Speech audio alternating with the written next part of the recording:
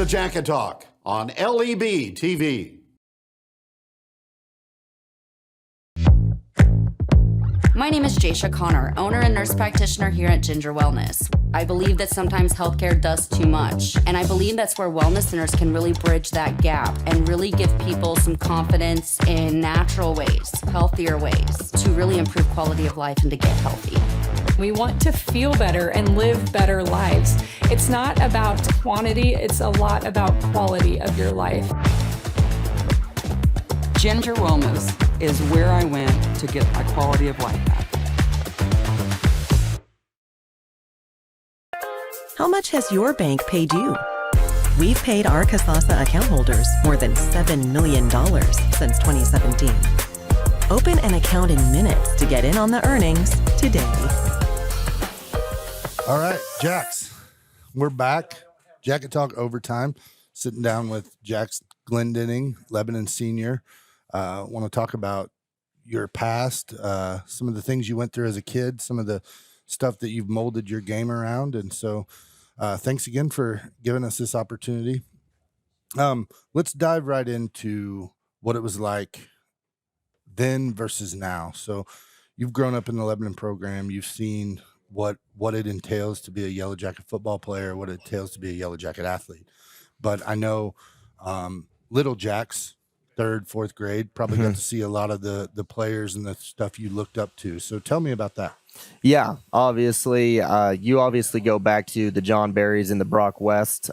Those were the two that I remember the most. And obviously, I remember Luke Winfrey as well, watching him grow up as quarterback. And I guess kind of how that shaped me and how I played was, Brock West was still, I believe, in the spread era, if I'm remembering that right. So watching him and how elusive he was, I saw the importance of that. And then once that shifted over to John Berry, I got to see the physical aspect. Not to say that Brock wasn't physical at all, but John was just such a physical guy, and he just looked so scary to hit. So kind of immersing myself in both ways, kind of both the ways that each of them played, I guess, I think kind of helped me to realize how important both of them were. Right. So, yeah. A little diversity. Exactly. And having two examples to kind of hybrid and go after. Exactly. So, yeah.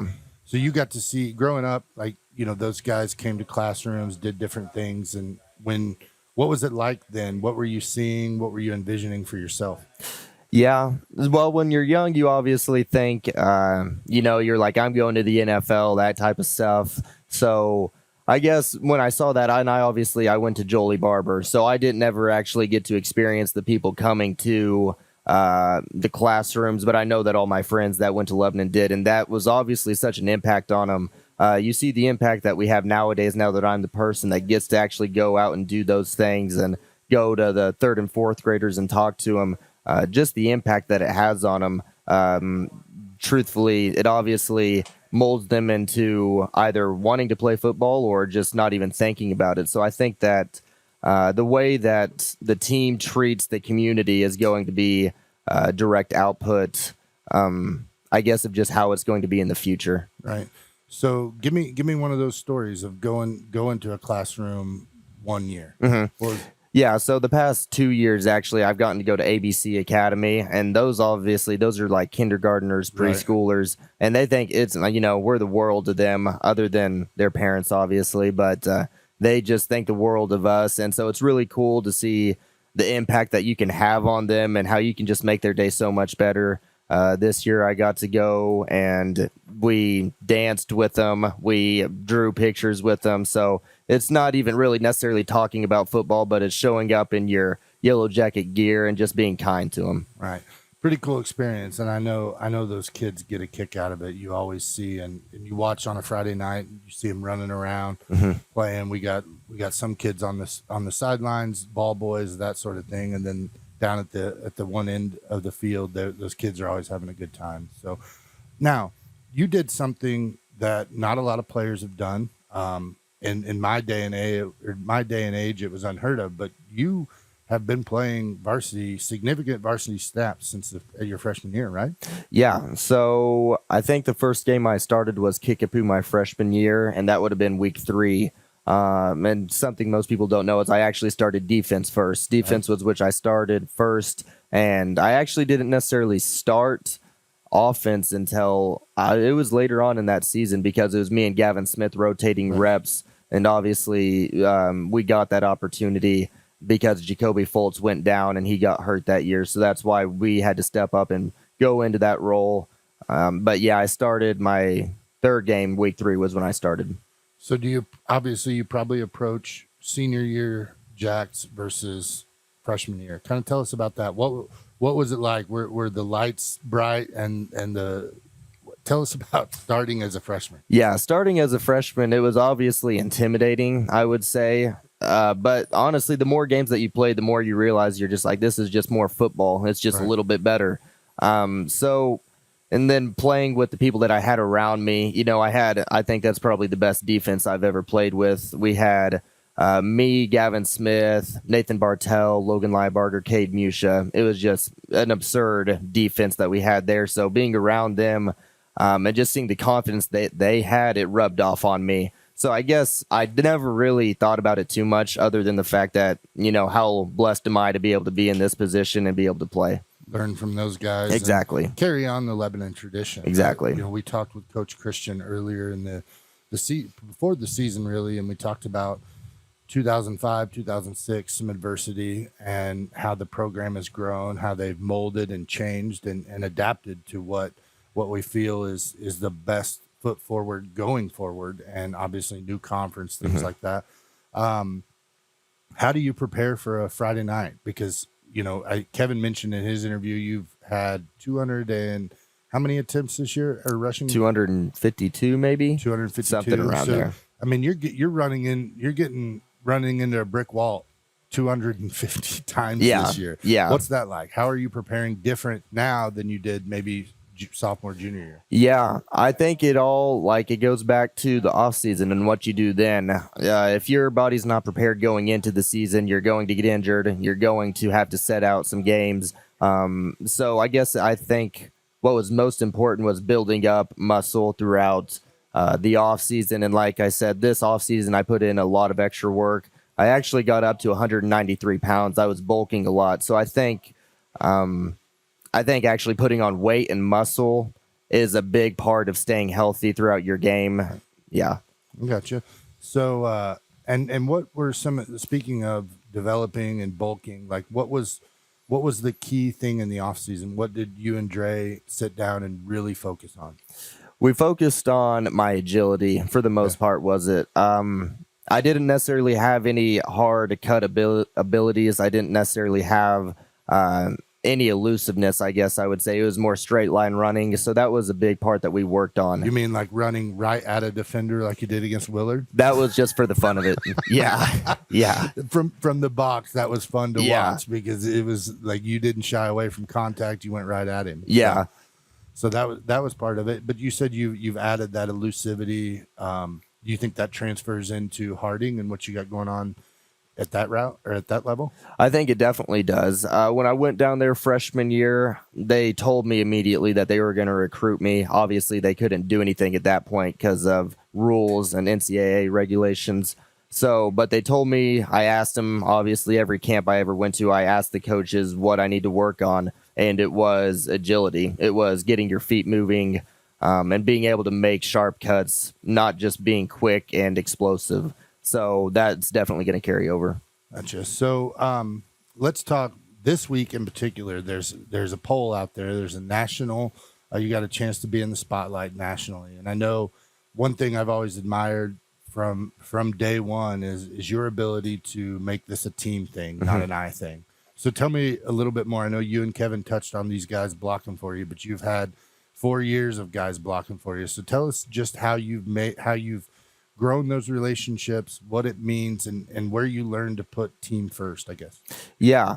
Well, you learn from who you look up to, obviously. So freshman year, being in the huddle with all those senior guys, you see how you should treat your linemen. And that's a big thing. Our running back coaches, our Coach Summers, he will tell you that you're not going to get anywhere if someone doesn't block up front. And that's 100% true. So just understanding how important they are to, or I guess how crucial they are to the game, that will help you to respect them. And that's how it needs to be. So, Now, we talked last week with Brody. In particular, he was as a wide receiver. He mentioned multiple times he just had to get to a spot. When you don't have the ball, is that the same sort of thing in this offense for you, or how's that work? By get to the spot, what do you mean by that? He meant that they're a big part of what they do is blocking. And in order to block correctly, their first goal is to get to the right spot. Exactly. Same sort of thing with you guys. Definitely the same sort of thing. One of my biggest blocking plays is Utah, and that's the quarterback running. And if I don't get my guy, Beckett's not getting very many yards. Obviously, he's a talented runner, so he's still going to get something. But if I don't pick up my block, it's like everybody else. If they don't get their blocks picked up, the play's not going to go how it's supposed to be. So it's being in the right spot for sure. Gotcha. And we alluded to it, but if you're watching this, I'll put a link in the description. And if you didn't know already, and I don't know how you did, there's a poll out there. Jax is nominated for the Sports Illustrated National Athlete of the Week. And as of filming this, you're in the lead, 38-ish% of the votes. And again, I know that it's a team award in your eyes, correct? That's definitely correct, yeah. The linemen and the slots and receivers paved the way for it this week, so. Gotcha. So a lot of times in these interviews, we also we touched on your parents in the first interview, but I want to get into your family life, some of the things you got going on. Just tell us what they mean to you. Yeah, so my family, they're my biggest supporters. They always have been, and a lot of it is just them pouring into the fact that they believe in you. And that they just want you. I know my dad has always said, specifically in wrestling, I remember, because I would always be so nervous before matches. He was just like, you're going to go out there and give it your best. Give it your best, and whatever happens, happens. And that's kind of the mindset they've instilled in me. That's what they've done. And obviously my family, my brother is a big aspect of it as well. He's actually a coach for Lebanon. Right. And so just him mentoring me, and like I said, it's the belief aspect of it, because I never believed that I could be where I am now, but they always did, and they always pushed me to be the best version of myself. Gotcha. So we know next year when this ends, and we hope it ends in Columbia with the state championship, but you mentioned going to Harding. They've recruited you heavily. You talked to Kevin a little bit about why Harding and the brotherhood, the campus, the faith, that sort of thing. What are you wanting to do at Harding other than play football? At Harding, yeah. So necessarily degree-wise, I don't necessarily know what I'm going there. I'm thinking something in the business realm. But I've already started my own business. I sell kayaks. Okay. So that's something, I'm very family oriented So that's what I've been doing, and I plan on growing that more down there. Obviously, that would be my goal. A lot of places to kayak in northern Arkansas. Exactly. So that is also one of my goals outside of the football realm, and then obviously a degree of some sort in the business realm, I would say. So what's the biggest leap you expect to make going into college football? Have there been talks of, are you going to redshirt? Are you going to do things like that? Or do you think you can go in right away and contribute?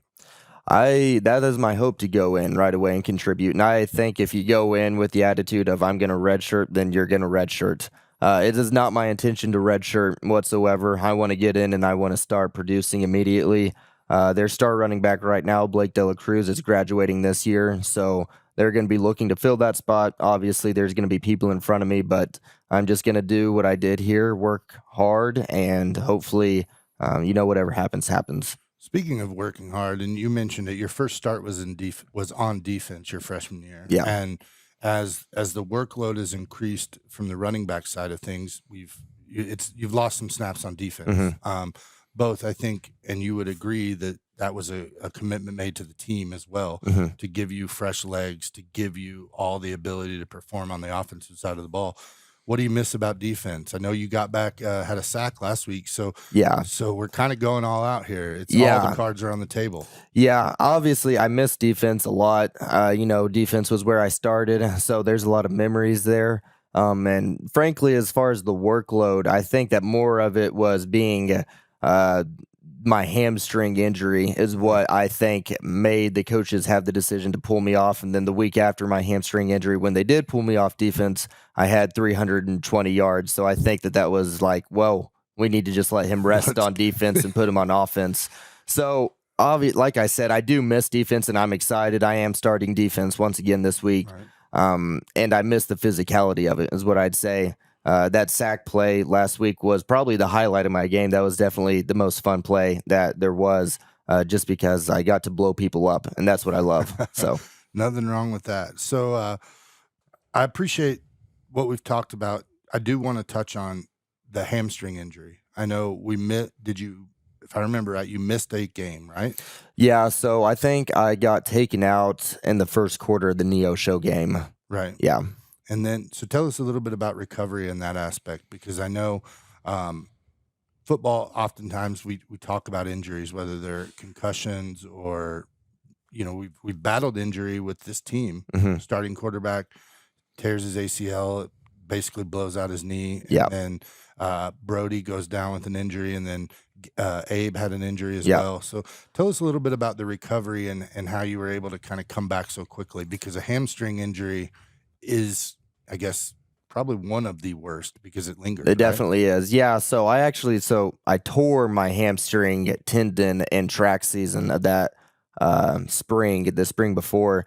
And Coach Redmond, obviously, he helped me through that whole process. And I guess what we did in that regard was, my mom's a former physical therapist. So we did a lot of healing from that, a lot of rehabilitation.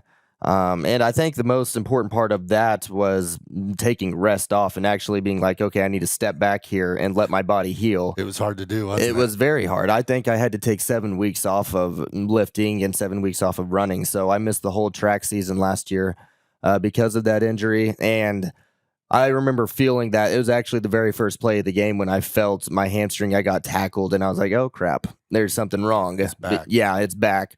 So obviously I was playing a little bit nervous the rest of the time that I was actually in until they pulled me off. And then I guess coming back from that, I did a lot of things. I went up to Springfield, and I started getting acupuncture. I started getting electromagnetic. It was all sorts of stuff. All the things. Yes, my mom was she was pulling every string that she could. So I was going over to True Wellness right across the street over here. But I was going up to Springfield. I think I went up there 4 times for acupuncture and massage and stuff like that. Good. It was good to see you back. I know there was a little bit of hesitation, and everybody was kind of holding their breath, waiting to see. And your parents, of course, they've been there to support you and always doing everything they can to make sure you and your brothers and sisters are on the field. So, one last question. Mhm. What would you say to that 6th, 7th, 8th grade kid that's on the fence about football? Tell me a little bit about, or give me an example of an off the field thing that you can correlate to football that's helped kind of mold you into the player and the person that you are right now. Yeah, I think that's a loaded question for sure. There's a lot that goes into that. To the person that's on the fence about playing, I would say that you'll never regret doing it, but you'll always regret not doing it because you will never know what could have been. And that's a big aspect. I know I've had to talk a lot of my friends into staying the course. And actually, Braden LaMontagne, he didn't play. He played freshman year, didn't play sophomore, junior year. He came back. And I can promise you, anyone that would talk to him, he would tell them how happy he is that he did come back. And a main part of that, I think, is the brotherhood of it all. You never make closer friends than when you do when you're in football. And so that's a big thing.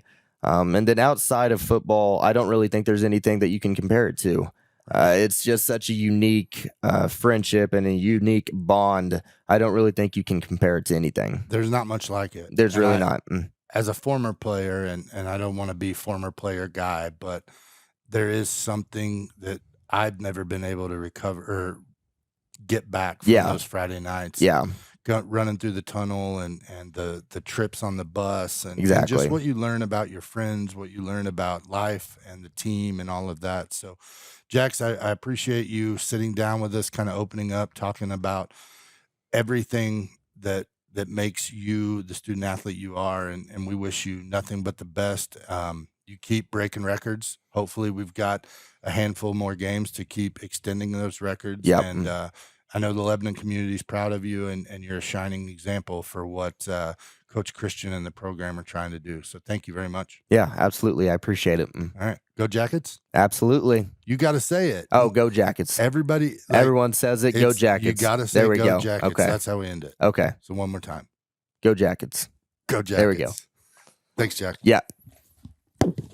You shouldn't have to give up the hometown bank experience to enjoy modern convenience.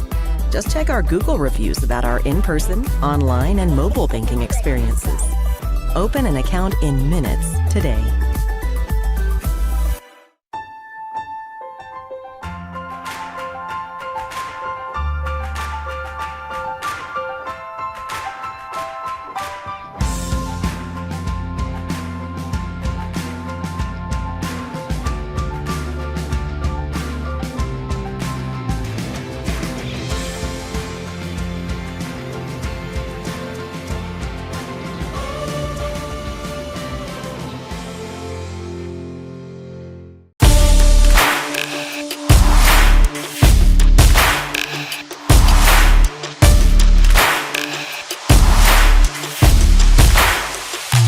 Welcome to Jacket Talk on LEB TV.